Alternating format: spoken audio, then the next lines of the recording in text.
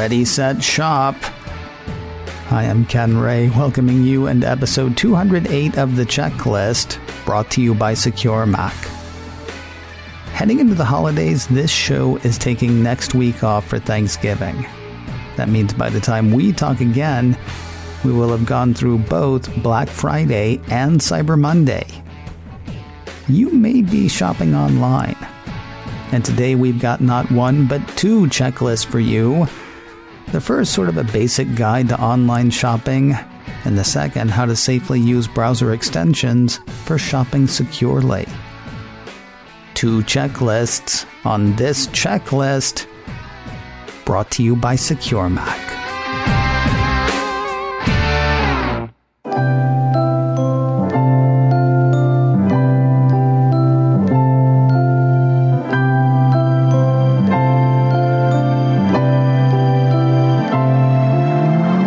Is Blur's Day, March the 300th. Except no, it isn't. Hard though it may be to believe, the holidays are just around the corner. Unless you celebrate Diwali, in which case, happy holidays. For a lot of us, the holidays are just around the corner. And for a lot of us, they're going to be different this year. Not as much traveling, if any. Not as many people coming over, if any. I'll tell you, I am one of those people who enjoys going Christmas shopping. The mall, stopping for coffee, checking out the good deals. I'm not going to be going out shopping this year. Oh, I'm still giving gifts, but I'll be doing my shopping online. It's kind of a bummer. What would make it more of a bummer, though, would be falling prey to bad guys or even careless mistakes that end up with, missed presents and lost money.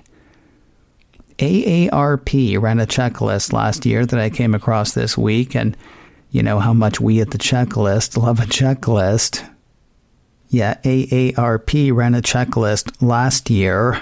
5 tips for safer online holiday shopping. It's amazing how fast this stuff moves. Last year they were talking about shopping online because it's fun. It's a bit more serious this time around. So let's go over their tips. First, look for the lock. Chrome, Safari, Firefox. If you're on a secure site, each of those browsers puts a little lock icon in the address bar to let you know that your internet connection is secure. Reputable websites use technologies such as SSL, which stands for Secure Socket Layer, that encrypt data during transmission. We've talked about that on the checklist before, but seriously, you don't need to know that, and really, anybody you tell about this doesn't need to know that. Just tell them to look for the lock. Also, don't use free public Wi-Fi hotspots to do your shopping. Honestly, I'm not sure how much time you could be spending right now in places with free Wi-Fi, but if you are, don't use it to shop. Free Wi-Fi puts your information at risk, especially if you're typing in a password and credit card information. Additionally, the piece suggests using a store's own app instead of a website, because that's less prone to intrusion. Their next tip, pay securely. Shop only on sites that take secure payment methods such as PayPal or credit cards. That's because those offer buyer protection in case of a dispute, like if your package never arrives or it's got the wrong thing in it. Be suspicious of anyone who insists on cash, a check, or a direct debit from your bank account. And finally, when shopping at an unfamiliar merchant site, AARP says look for some sort of security seal of approval, such as Better Business Bureau, DigiCert, or VeriSign. Next. Hey, this one sounds familiar. Update your software. Whether you shop on a desktop, laptop, smartphone, or tablet, the piece says, always keep the operating system up to date in case cyber criminals are exploiting a weakness they've uncovered in the software. They also suggest using a good antivirus protection and a firewall. Another familiar sounding tip, don't click on a link in an email or text message that seems to be from your bank trying to verify your financial information. call the number on your statement or on the back of your credit card or debit card, not a number in the email or the text. Or if you don't want to do the phone thing, use the financial institution's app or their website, as long as you know it's their website. Next, do your homework. If you're buying on a site like eBay, check the seller's rating. Read the reviews of what people have said. If you're buying through online classifieds like Craigslist or Facebook Marketplace, AARP says be sure to meet in a public place and inspect the item before you hand over the cash. Now, let me remind you again, this list was made in the before times, 2019.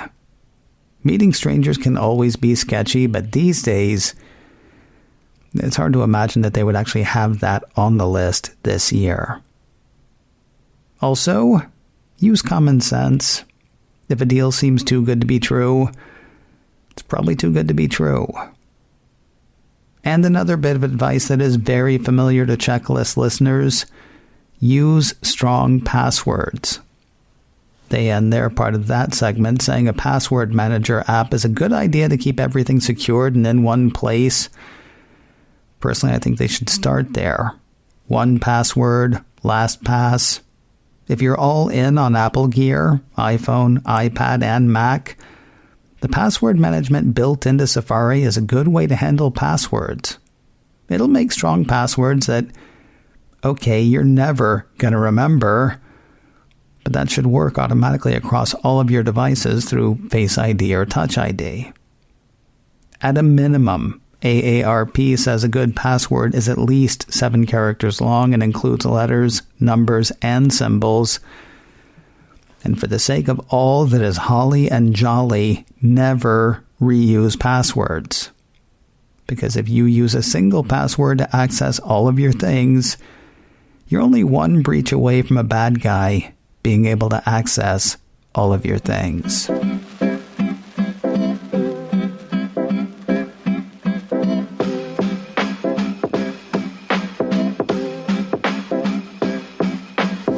A little online shopping 201 in a moment, but first a word about MacScan 3 from Secure Mac.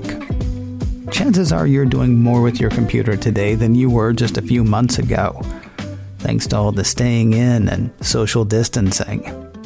It's not that you're doing anything risky with your computer, but with all of us relying on our computers more these days, would be a terrible time for anything bad to happen. You need a good anti-malware solution like MacScan 3. MacScan 3 is a great defense against malicious software attacks aimed at your Mac. It's developed by Secure Mac, trusted names in computer security and developers of exceptional security software for the Mac for over 20 years. MacScan 3 detects and removes Mac malware, catches keyloggers, removes tracking cookies, and provides full range or targeted scanning, all without crowding up your hard drive or slowing down your machine. Sign up for a free 30-day trial today at securemac.com/MacScan. Then once you decide to buy for less. You can take a little off your subscription to MacScan 3 with offer code CHECKLIST. Try it first. Watch it kick those tracking cookies to the curb. Then when you're ready to buy for less with offer code CHECKLIST at securemac.com/MacScan. So I'm not sure whether this is pro-level security, pro-level shopping, or combination of the two. But the guys at Secure Mac have written up an article on shopping extensions and your security. According to that, web browser extensions that function as digital shopping assistants are becoming increasingly popular, offering users the ability to comparison shop in browser and to access coupons and special deals before they buy. Makes sense. Who doesn't love to save money? And if you can get your computer to help out, that is a definite bonus.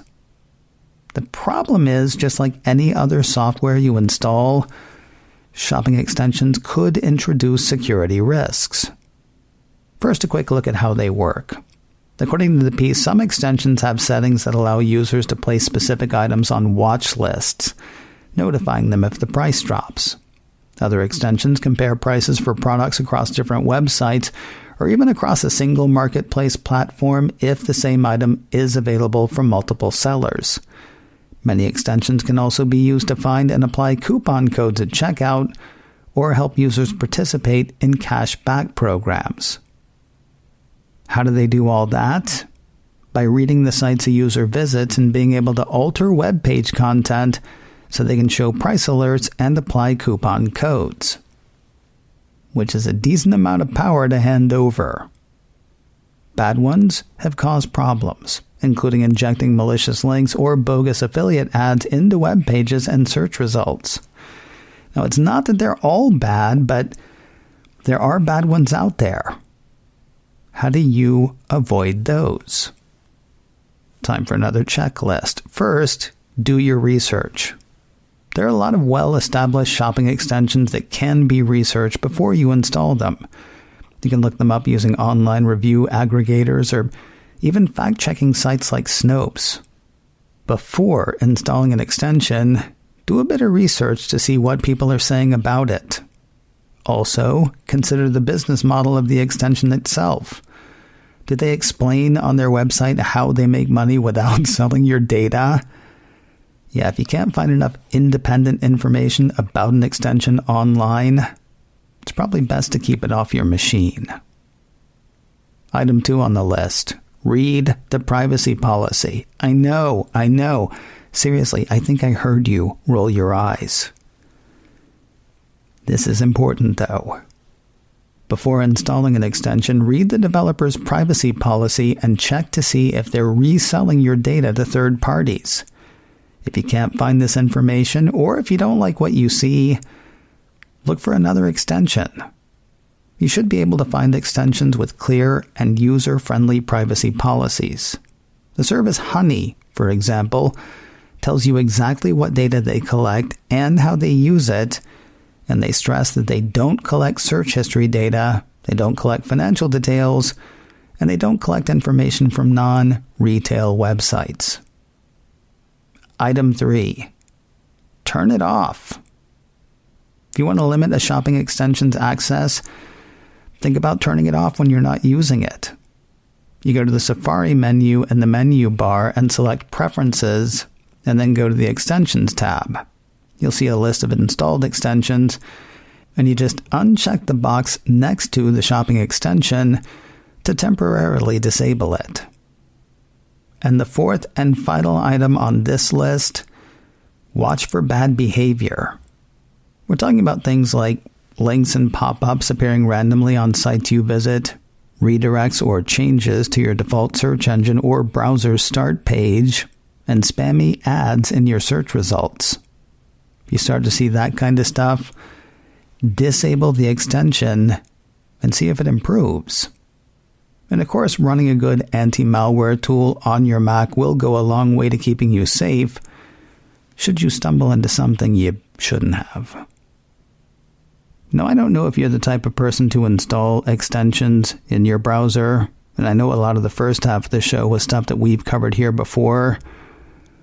This would be an excellent show to share with friends or family members who are maybe not quite as tech-savvy as you, because we want them to have a safe and happy holiday too. Hey, if you're looking for more security news and how-tos, the place to look is securemac.com/checklist. There you will find notes for every show we've done so far, and you can actually listen to every show right there as well. It all starts in one place, securemac.com/checklist. If you have a question you would like to ask or a topic you would like to hear us hit, our email address is checklist@securemac.com. That address again is checklist@securemac.com. And if you can't remember that, please do remember this. You're listening to The Checklist, brought to you by Secure Mac. And we'll talk to you soon.